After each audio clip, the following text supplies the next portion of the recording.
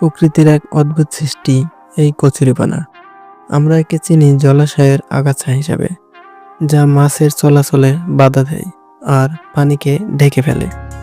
কিন্তু আপনি কি জানেন, এই অভিশাপ হিসেবে পরিচিতি উদ্ভিদটি এখন এক আধুনিক বিপ্লবের নাম। আজ আমরা দেখব কিভাবে এক অবহেলিত উদ্ভিদ কারখানার কারুকার্যে মূল্যবান পণ্যে রূপান্তরিত হয়।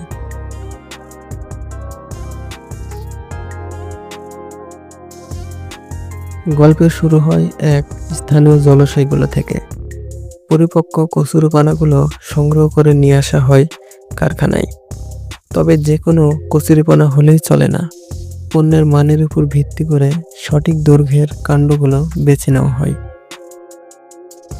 কারখানায় আনার পর প্রথম কাজ হলো এগুলোকে ভালোভাবে পরিষ্কার করা। এরপর কচুরিপানাগুলোকে শুকানোর জন্য মেশিনে দেওয়া হয়। মেশিনের তাপে যখন কচুরিপানার রসগুলো শুকিয়ে যায়, তখন এগুলো সোনালী বর্ণ ধারণ করে এবং শক্ত তন্তুর মতো রূপ নেয়। শুকিয়ে যাওয়ার পর এগুলোকে মেশিনের সাহায্যে ফিনিশিং দেওয়া হয়। দক্ষ কারিগররা প্রতিটি ডগা পরীক্ষা করেন।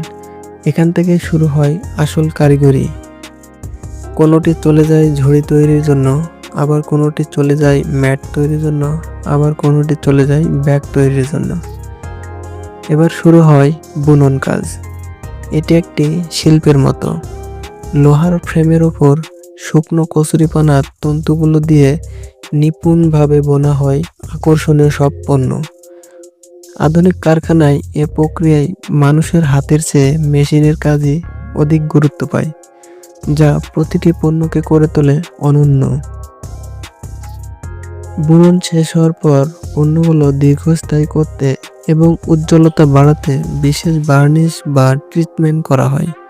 এতে পণ্যগুলো পোকামাকড় থেকে মুক্ত থাকে এবং দীর্ঘকাল ব্যবহারযোগ্য হয়। যে কচুরিপানাকে আমরা ফেলে দিতাম, তা এখন বিশ্ববাজারে সমাদিত গ্রিন প্রোডাক্ট বা পরিবেশ বান্ধব পণ্য হিসেবে। এতে যেমন জলাশয় পরিষ্কার থাকছে, তেমনি তৈরি হচ্ছে হাজারো মানুষের কর্মসংস্থান। প্রকৃতির দানকে সঠিক পরিকল্পনায় কাজে লাগালে যে কোনো সাধারণ জিনিসই হয়ে উঠতে পারে অসাধারণ। আজ থেকে আমরা পরিবেশ বান্ধব পণ্যের প্রতি আরও সচেতন হই। ভিডিওটি কেমন লাগলো কমেন্টে জানাবেন। ভিডিওটি ভালো লাগলে আমাদের চ্যানেলটি সাবস্ক্রাইব করুন এবং এরকম নতুন নতুন ভিডিও দেখার জন্য লাইক ও শেয়ার দিন। দেখা হবে অন্য কোনো ভিডিওতে। ধন্যবাদ।